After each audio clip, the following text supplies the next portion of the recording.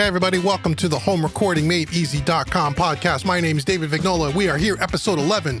Thank you so much for coming back and joining me once again. This week, we're going to talk about gear upgrades.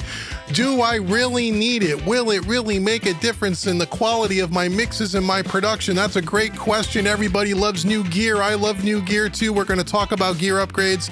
And is it really going to make a difference? And I'm going to give you 5 tips of things to think about before you spend that money on the extra gear. And then we're going to answer a question in this week's mailbag. So again, get yourself a pad, a pen, a cup of coffee, sit back, and let's talk about our favorite topic, brand new gear, in our studios right here on the HomeRecordingMadeEasy.com podcast.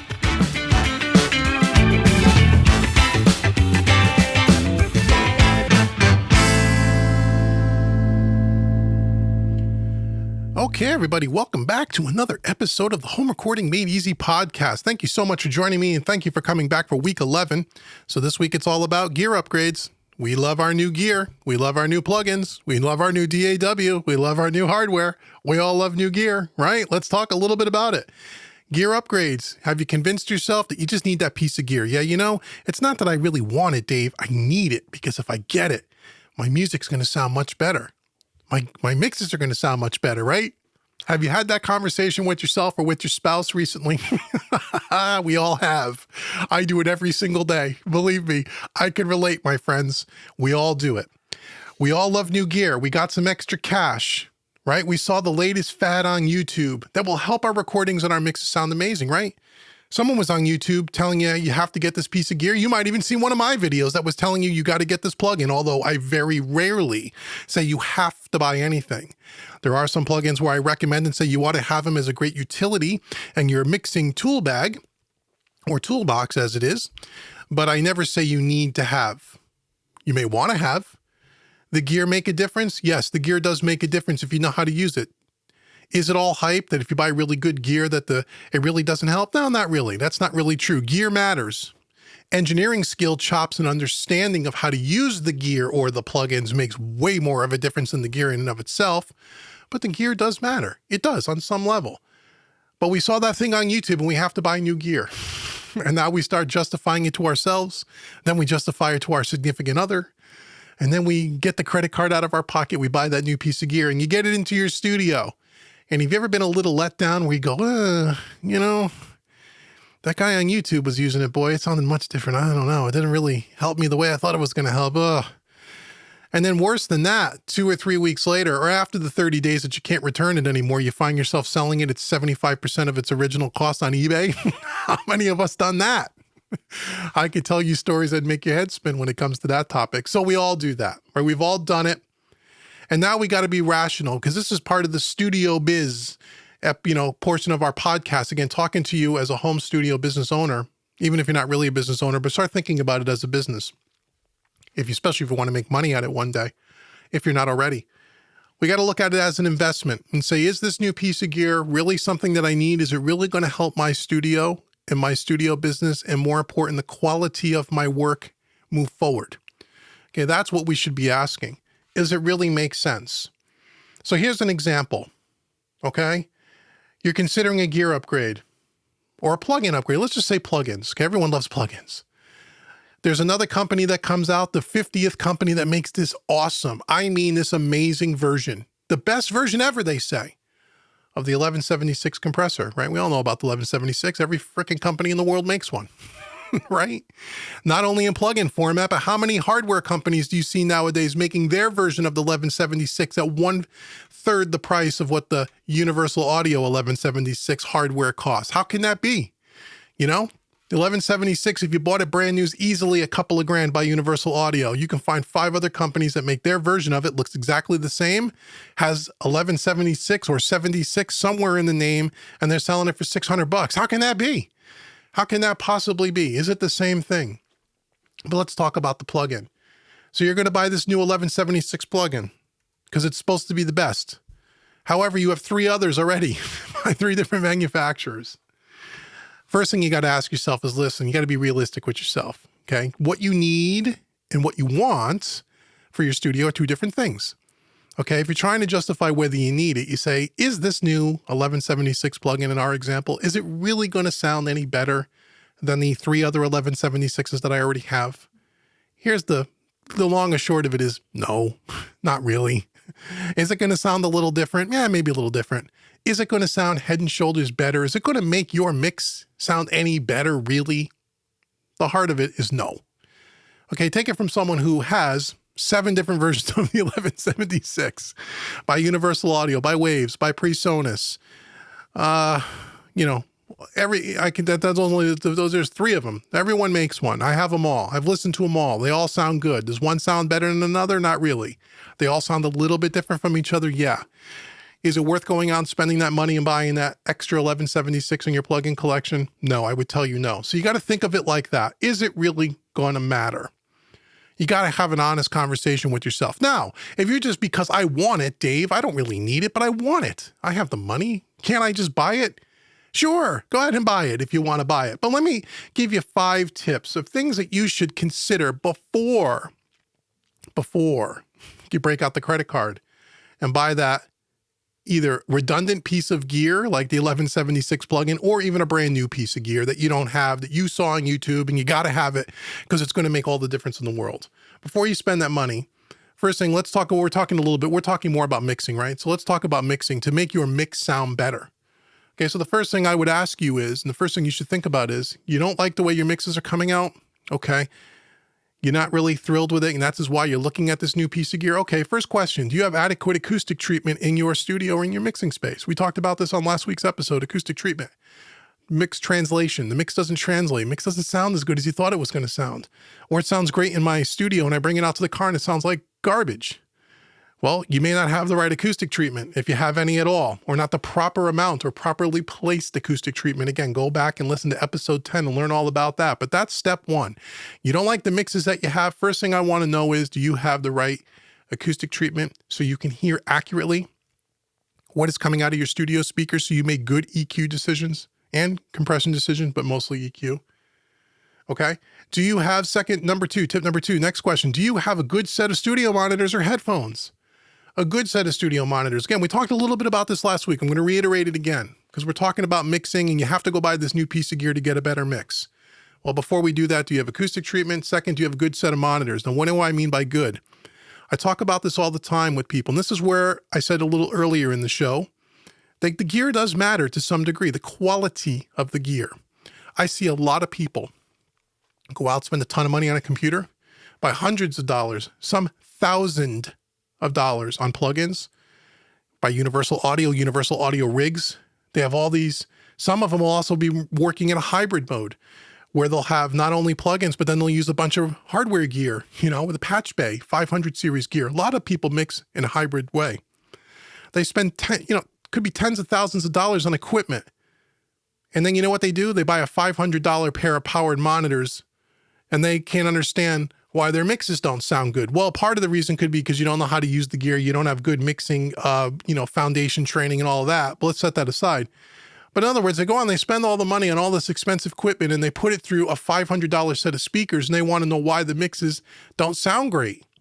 Well, although you can buy a good pair, you could buy inexpensive, pair of monitors for, powered monitors today run anywhere from $200 a pair up to thousands of dollars a pair.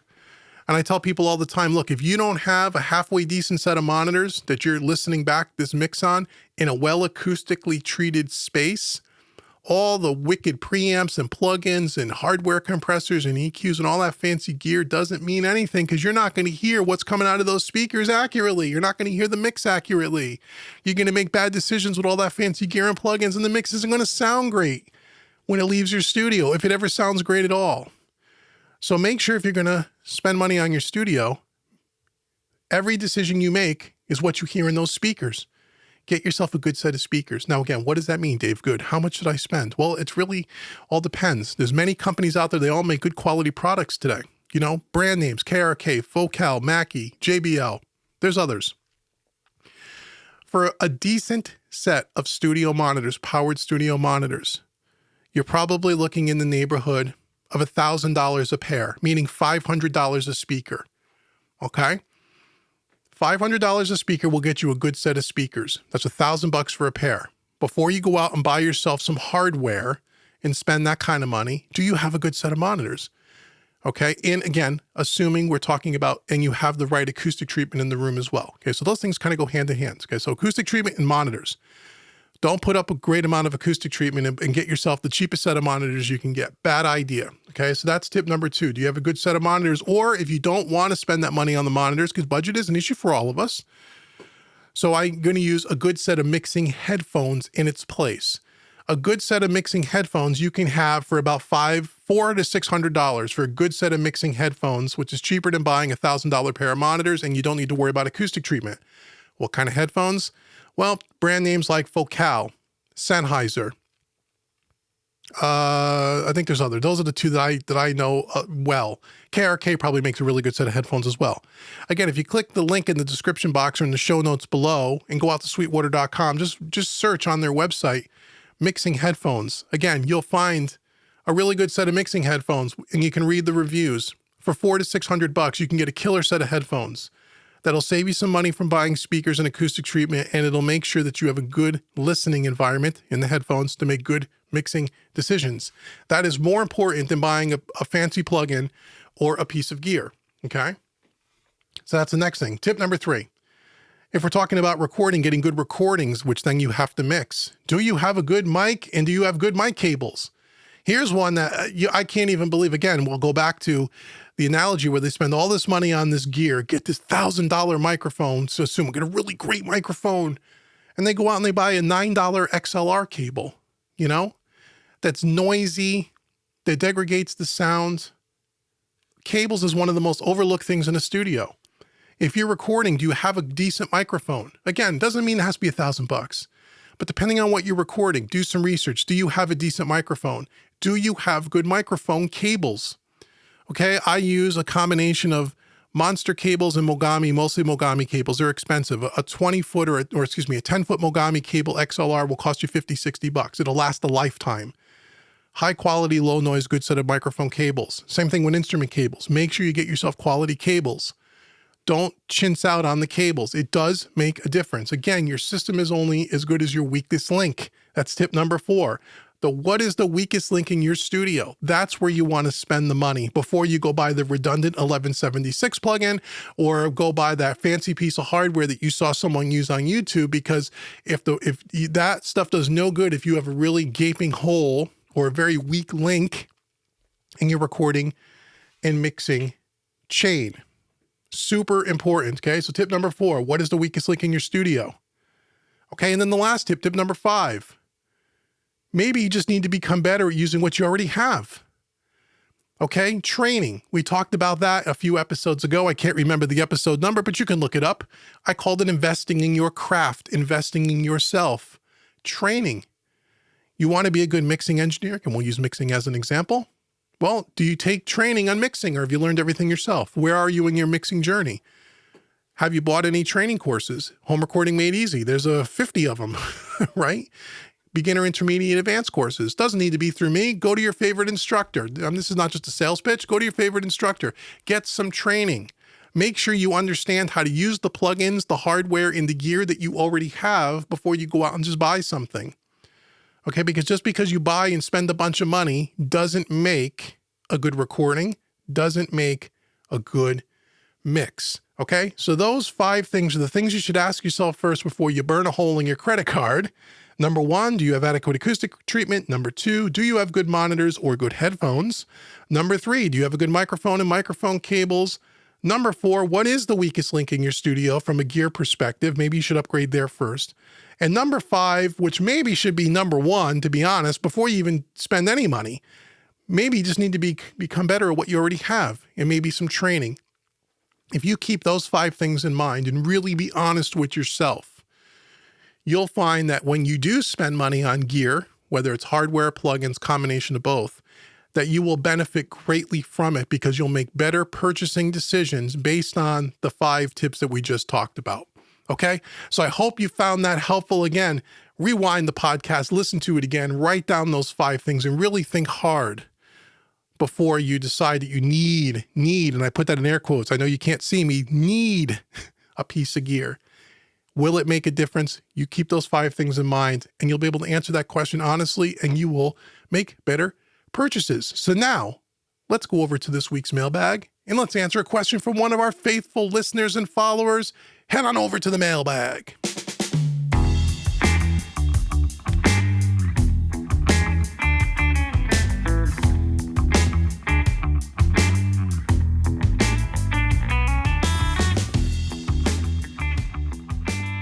Okay, this week's mailbag question comes in from one of our listeners, Raphael Tornado. I hope I said that right. Tornado, I think is the last name. If I haven't, Raphael, I apologize.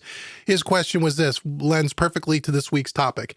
Hi, Dave. What is your opinion on the SSL channel strip?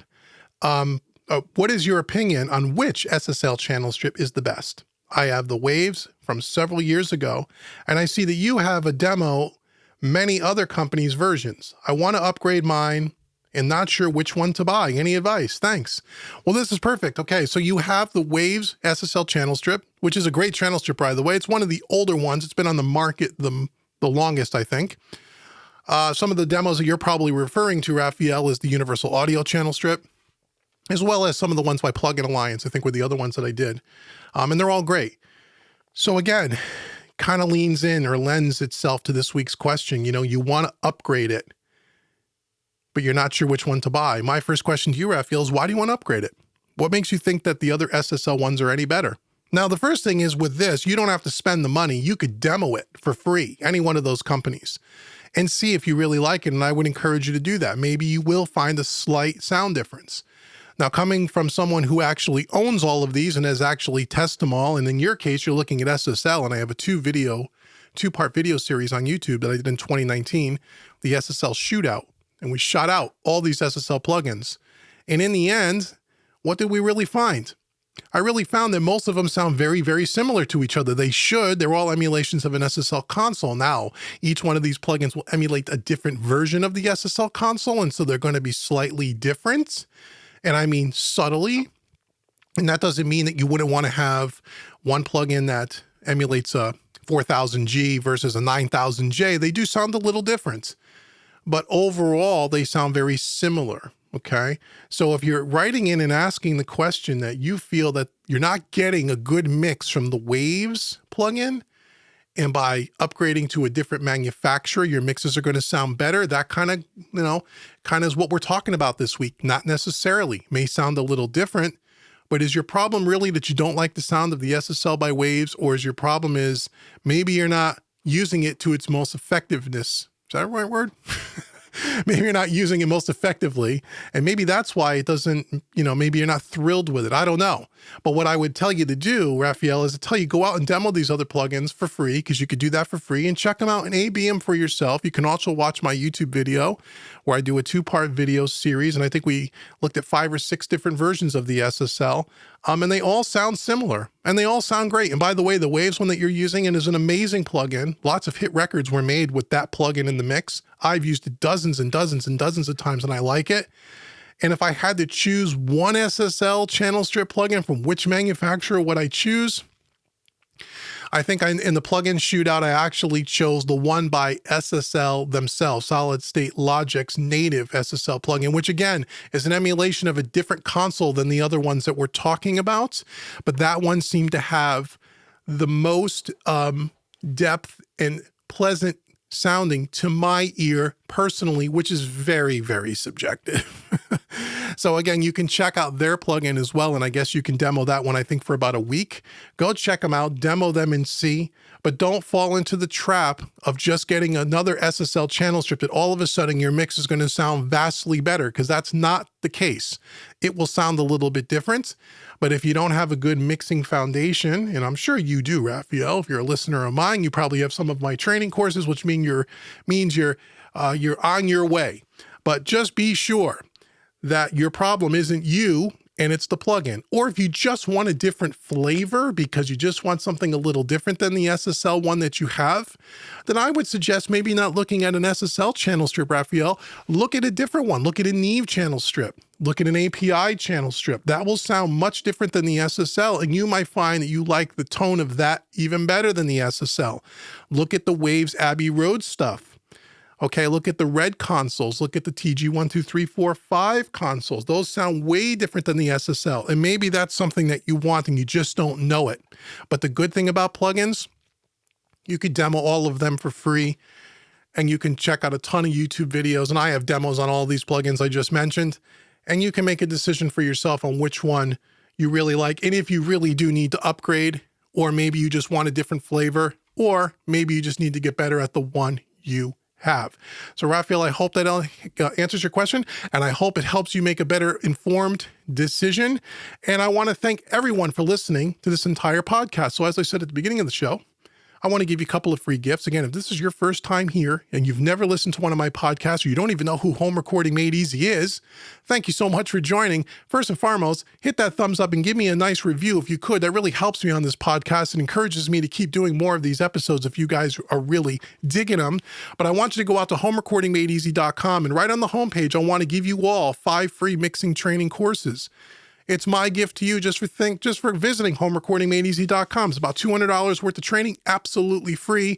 And while you're there, if you want to purchase one of my other training courses, and there's many of them on the website, everything from recording, mixing, mastering, compression, EQ, blah, blah, blah, I want to give you 30% off any one of my training courses. All you have to do is use the coupon code podcast30. That's podcast30. Use it at checkout. Takes 30% off any one of my training courses. And last but certainly not least, and we're talking about mixing and plugins this week, if you really want to learn the craft of mixing in a very non-technical way, by the way, perfect for beginners and intermediates, I encourage you to take a look at mixingmadeeasy.net and see what I have going on over there. It's very self-explanatory. And if you have any questions, you can always email me via the website. And until next week's podcast, I've been Dave with homerecordingmadeeasy.com. mixingmadeeasy.net, and I will see you all next week. Thanks so much, everybody, and take care.